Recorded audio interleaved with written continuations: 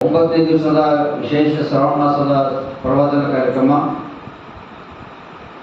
ಶ್ರೀಕೃಷ್ಣ ವಂದೇ ಜಗದ್ಗುರು. ಈಗಾಗಲೇ 8 ದಿವಸಗಳ ಕಾಲ ಶ್ರಾವಣ ಮಾಸದ ಸತ್ಸಂಗದ ಕಾರ್ಯಕ್ರಮವನ್ನು ಮುಗಿಸಿದ್ದೇವೆ. ಇಂದು ವಿಶೇಷವಾಗಿ 9ನೇ ದಿವಸದ ಕಾರ್ಯಕ್ರಮ.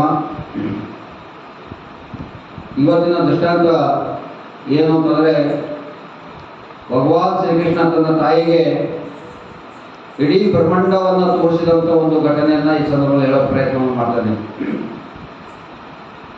ಬಾಲ್ಯದಲ್ಲಿರುವಾಗ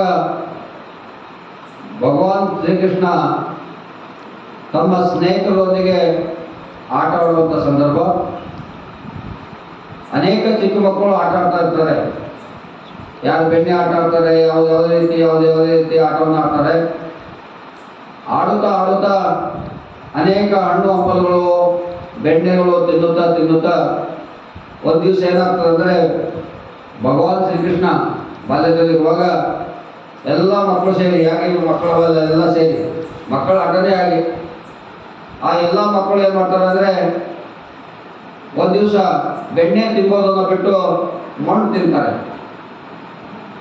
ಮಣ್ಣು ತಿಂದಾಗ ಮನೆಗೆ ಬರ್ತಾನೆ. ಮಣ್ಣು ತಿಂದು ಭಗವಾನ್ ಶ್ರೀಕೃಷ್ಣ ಅವರ ತಾಯಿ ನೋಡ್ತಾಳೆ, ಯಶೋಧ, ನನ್ನ ಮಗನಿಗೆ ಯಾಕೆ ಬಾಯೆಲ್ಲ ತುಂಬ ಮಣ್ಣಾಗಿದೆ ಅಂತೇಳಿ ಕೃಷ್ಣನನ್ನು ವಿಚಾರ ಮಾಡ್ತಾಳೆ. ಏನು ಮಗು, ಬಾಯಿಯಲ್ಲಿ ಮಣ್ಣು ಇದೆ,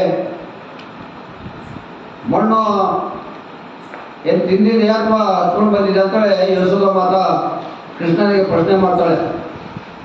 ಆಗ ಯಶೋಧ ಮಾತಾ ಬಾಯಿ ತರ ನೋಡಿದ್ರೆ ಬಾಯಿ ತುಂಬ ಏನಾಗ್ತದೆ, ಮಣ್ಣಾಗಿರ್ತದೆ.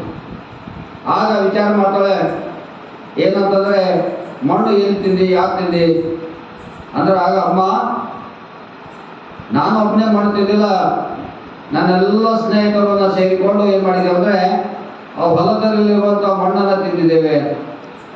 ಆಗ ನಂದ ಬಾಬ ಮತ್ತು ಯಶೋಧರು ಆ ಏರಿಯಾದ ಒಂದು ಸಣ್ಣ ರಾಜನಿರ್ತಾರೆ. ಹಾಗಾಗಿ ಬಹಳ ಕೋಪ ಬರ್ತದೆ ತಾಯಿ.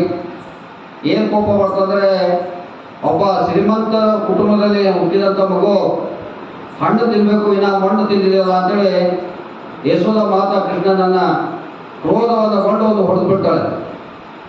ಹೊಡೆದು ಬಿಟ್ಟು ಏನು ಮಾಡ್ತಾಳೆ ಅಂದರೆ, ಆ ಬಾಯಿಯನ್ನು ತಿನ್ನಿಸ್ತಾಳೆ.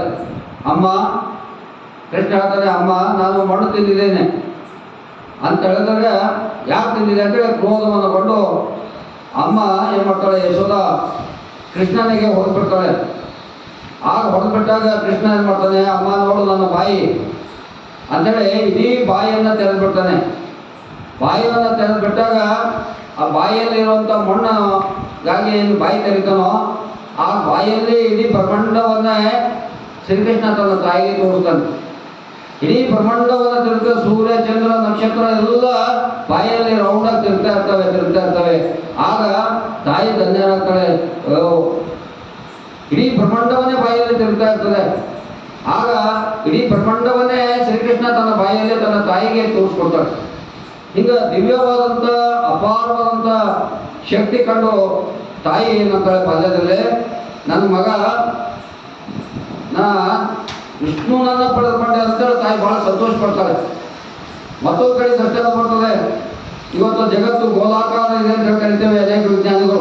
ಇತ್ತೀಚೆಗೆ ಜಗತ್ತು ಗೋಲಾಕಾರ ಇದೆ ಎಂಬ ಕಾನ್ಸೆಪ್ಟನ್ನು ಇವತ್ತು ನಾವು ಮಹಾಭಾರತದ ಕಾಲದಲ್ಲೇ, ವಿಶೇಷವಾಗಿ ಕೃಷ್ಣನ ಕಾಲದಲ್ಲೇ ನಾವು ನಡೆದಂಥ ಘಟನೆಯಿಂದ ನಾವು ತಿಳ್ಕೊಬೋದು. ಇವತ್ತು ಅನೇಕ ವಿಜ್ಞಾನಿಗಳು ಭೂಮಿಯನ್ನು ಗೋಲಾಕಾರದಲ್ಲಿ ಚಂಡ ಆಕಾರ ಇದೆ ಅಂತ ಹೇಳಿ ಹೇಳ್ತಾರೆ.